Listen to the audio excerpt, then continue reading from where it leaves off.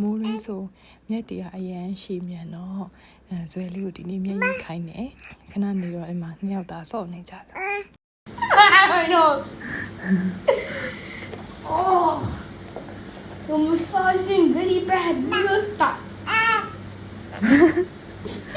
No.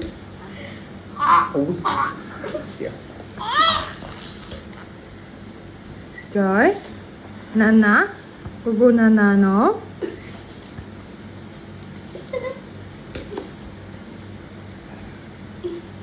What's your next move? I know it's gonna be the left arm. Oh. I see Yeah, it's very quiet. Because you take video. When you take video, she's very quiet. You don't want that.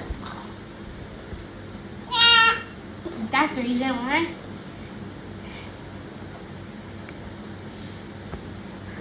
Eh Ta Atta. Oh Like my head. Hay là Beep beep. 4 နာရီကျော်လောက်ကြာတော့ကျွားရဲ့ဖူးဖူးဖွားဖွားတွေစီသွားလဲပေါ့နော်ဒီမှာမတွေ့ရကြတဲ့ကြက်ကလေးတွေသွားကြည့်ရပါ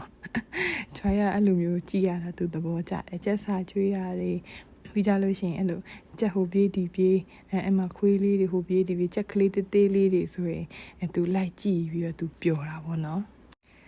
တရတီးတွေကလည်းအရန်တီးနေပြီပေါ့နော်ဂျွားရဲ့ဖူဖူဟာတရက်ပင်တပင်ထဲမှာပဲ